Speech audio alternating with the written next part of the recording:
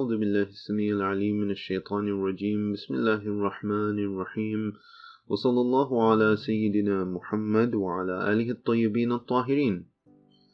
So in this video we want to speak a little bit about the i'jaz of the Holy Quran, or the idea that the Holy Quran cannot be imitated or cannot be repeated.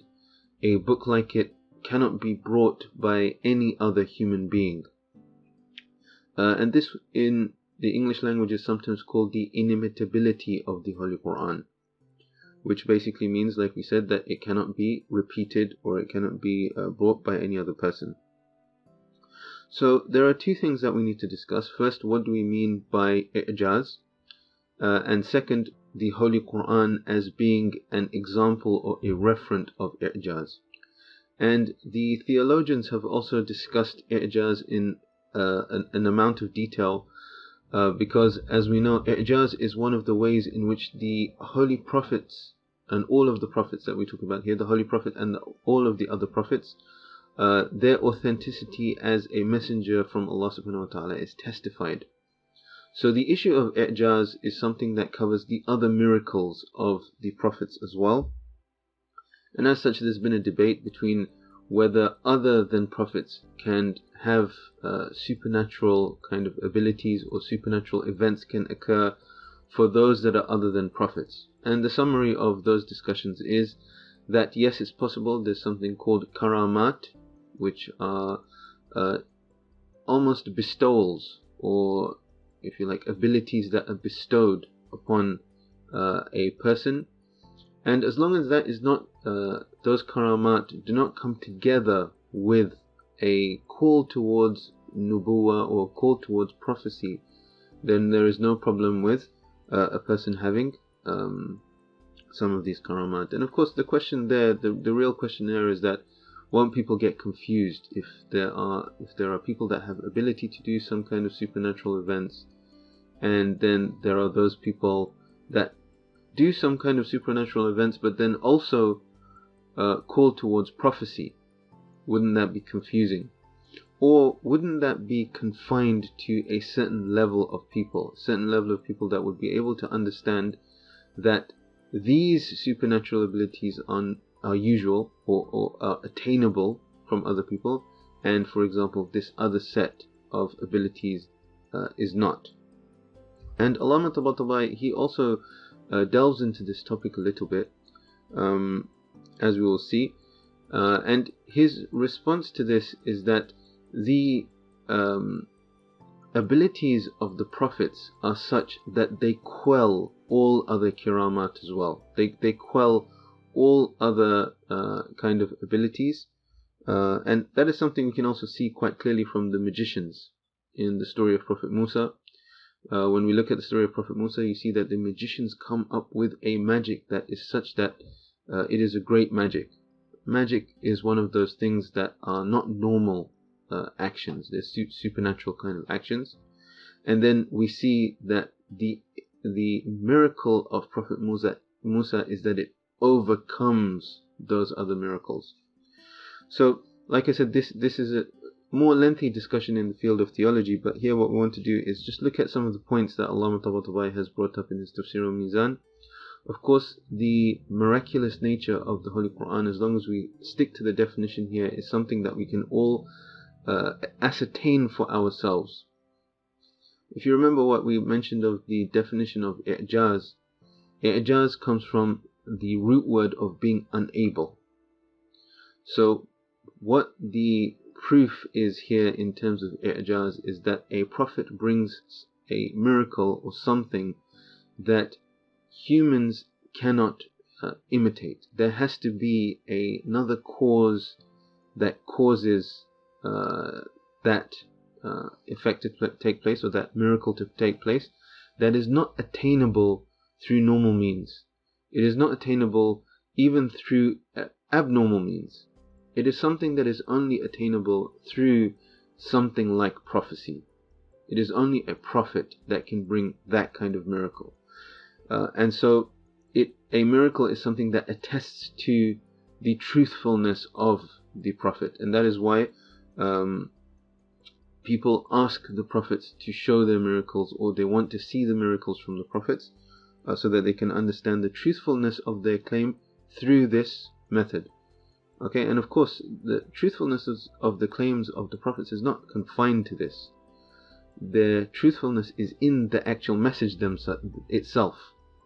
But there is also another path to understanding their truthfulness, and that is through their miracles. And of course, the Holy Quran, when we will look at it as to see why it is a miracle, it is a miracle that is something that we can attest to in each and every generation, that there is no way that a book like this could have just come from ordinary means.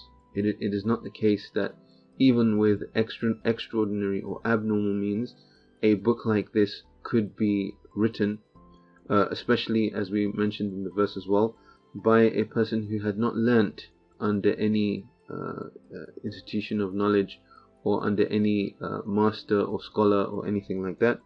The Holy Prophet ﷺ lived amongst the people, and almost all of a sudden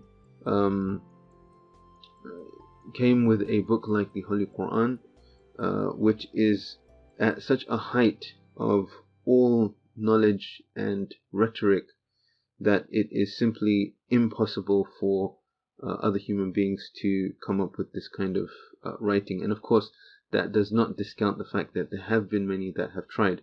And because there have been many that have tried, that has just reinforced the claim of this book, divine book, coming from Allah subhanahu wa ta'ala.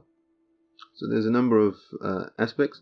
The first aspect is that the Holy Quran challenges to the people living at the time of the Holy Prophet ﷺ, and then you can also extrapolate to people that come afterwards, to bring something of the like of the Quran. But specifically in the context of revelation, this happened in both Makkah and Medina. It is not the case that it was confined to Makkah or confined to Medina. And of course, in both its aspects, in its literary aspect, but also in terms of the Prophet himself, if there was anybody who could bring anything like this from somebody like the Holy Prophet ﷺ.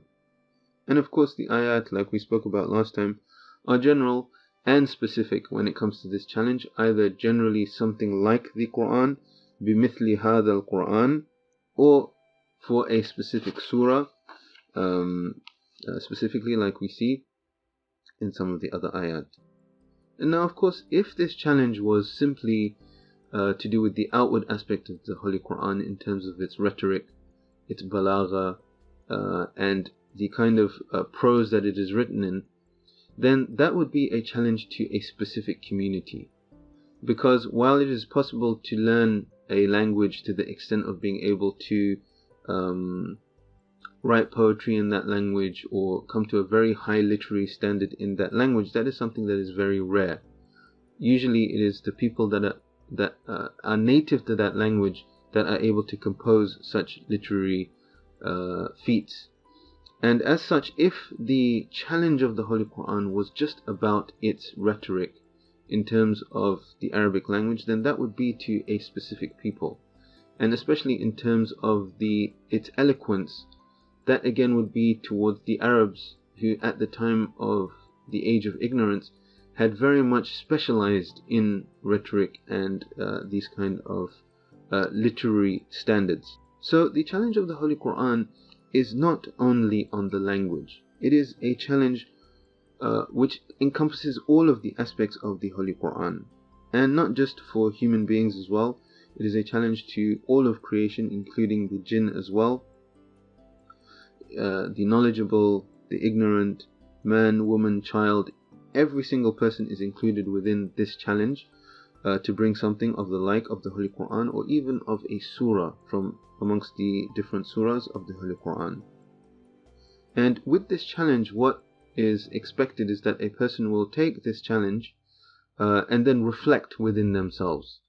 They will see the lack within themselves, and that lack within themselves will aid them to understand the excellence of the Holy Quran. They will be able to question that whether it is possible for a human to come up with something like the Holy Quran, And what they will realize is that this is beyond human capacity.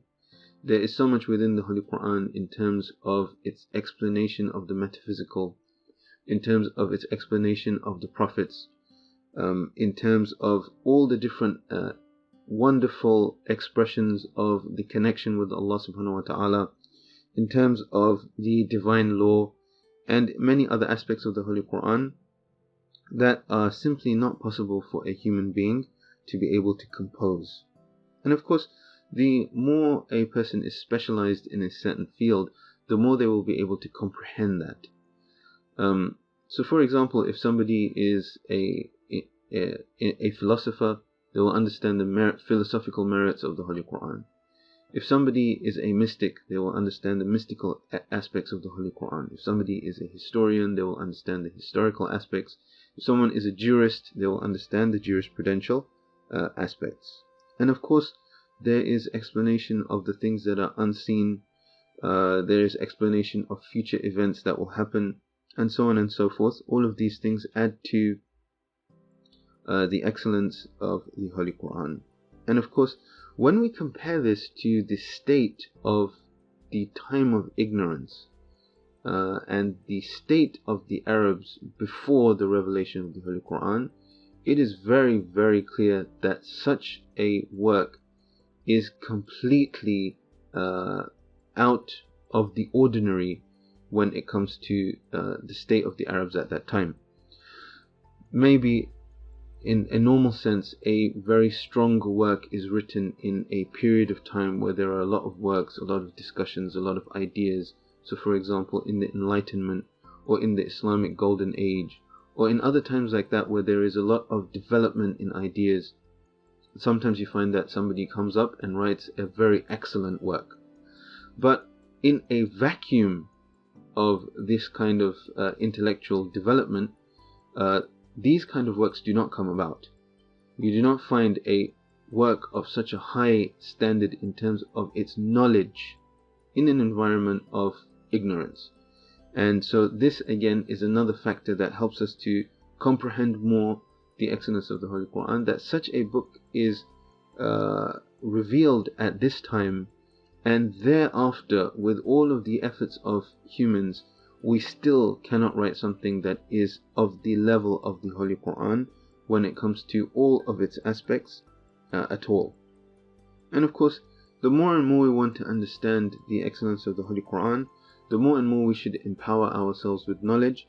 And if we cannot empower ourselves directly with knowledge, then we should seek knowledge from those people who know, in order for us to fully comprehend the excellence of the Holy Quran, and so that it can be a living miracle as well. We can understand why the Holy Quran cannot be repeated by anyone else, and that itself then will give us more certainty of our religion and of the prophethood of the Holy Prophet sallallahu alaihi wasallam. Now Allah brings a very interesting point here.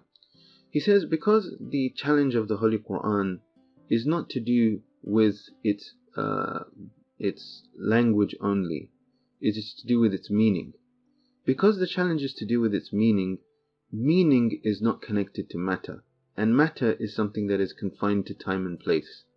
So because the meaning is not confined to matter, therefore the challenge of bringing something like the Holy Quran in terms of its meaning is also not limited to any time or any place. Now, focusing on the challenge of the Holy Quran when it comes to knowledge, the Holy Quran explains that وَأَنزَلْنَا عَلَيْكَ الْكِتَابِ تِبْيَانًا لِكُلِّ شَيْءٍ, and we have sent down to you the book, which is an explanation of everything. Or for example, in another verse, وَلَا رَطْبٍ وَلَا يَابِسٍ إِلَّا فِي كِتَابٍ مُبِينٍ. So all of the universal principles are in the Holy Quran, and these, if you like, the specific things that detail its application in day-to-day life is from the practice of the Prophet ﷺ, and this is why we are ordered to obey the Prophet. مَا آتَاكُمُ الرَّسُولُ فَخُذُوهُ, what the Prophet ﷺ gives you, then take it. وَمَا نَهَاكُمْ عَنْهُ فَانْتَهُوا, and what he prevents you from or what he forbids you from, then don't do that thing or stop doing that thing. So And in another verse as well, Allah subhanahu wa ta'ala says, لِتَحْكُمْ بَيْنَ النَّاسِ بِمَا أَرَاكَ اللَّهُ, so that you can judge between people according to what Allah subhanahu wa ta'ala has shown you.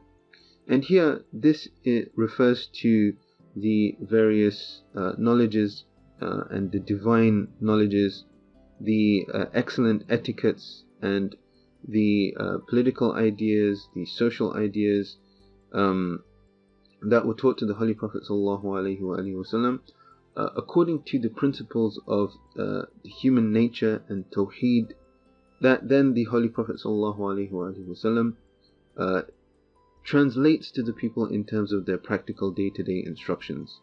And this knowledge that is within the Holy Quran is such that it is absolutely true. And this is why when Allah subhanahu wa ta'ala talks about the Quran, He says, وَإِنَّهُ لَكِتَابٌ عَزِيزٌ لَا يَأْتِيهِ الْبَاطِلُ مِنْ بَيْنِ يَدَيْهِ وَلَا مِنْ خَلْفِهِ تَنزِيلٌ مِنْ حَكِيمٍ حَمِيدٍ. Or for example, in another verse, Allah subhanahu wa ta'ala says, إِنَّا نَحْنُ نَزَّلْنَا الذِّكْرَ وَإِنَّا لَهُ لَحَافِظُونَ. And this is because the Holy Quran and the guidance of Allah subhanahu wa ta'ala is completely in sync with the human nature, the natural disposition of the human being, or the fitrah, which is the fitrah that is created upon Tawheed, and from it stems all of the beautiful etiquettes and character traits. And the discussion of the fitrah is a beautiful discussion, which inshallah we'll have later when we come onto the verses that speak about the natural disposition of the human being. The second aspect of the i'jaz of the Holy Quran, like we've said before, is the Prophet ﷺ, who had not composed any lines of poetry, and all of a sudden started reciting the Holy Quran. And when this idea has been challenged, the maximum to which the education of the Prophet ﷺ has been challenged is his trips to Syria, where he did meet, according to the historical accounts, he met some religious figures, and in this trip, what has been proposed is that he learnt from these scholars in this trip. And of course, the difference between what is possible for a person to learn within a short trip to Syria and what is within this divine book is such that this is not really a serious consideration, something that would, if you like, shake the boundaries of what we know of the Holy Prophet ﷺ, which is that he did not learn under anybody. Or for example, another idea that has been proposed is that it was Salman al-Farsi who taught the Holy Prophet ﷺ in Medina. And of course, one of the proofs of the impossibility of these ideas is the clear Arabic tongue. So while all of these teachers would have taught either in another language or Arabic would be a second language for them, when it came to the Holy Quran is in the purest form of Arabic, something that is not learnt from anybody. And of course, if you actually look back at the Bible and the Torah, you will also realize that what has been explained in the Holy Quran in terms of history and in terms of other things is different to what is in those divine books. And so, again, from this perspective, it is impossible that this was just learnt by the Holy Prophet ﷺ, or rote, learnt, and then repeated. That is definitely not what is happening in the Holy Quran. So we'll cover some of the other aspects in the next video. وصلى الله على سيدنا محمد وعلى آله الطيبين الطاهرين.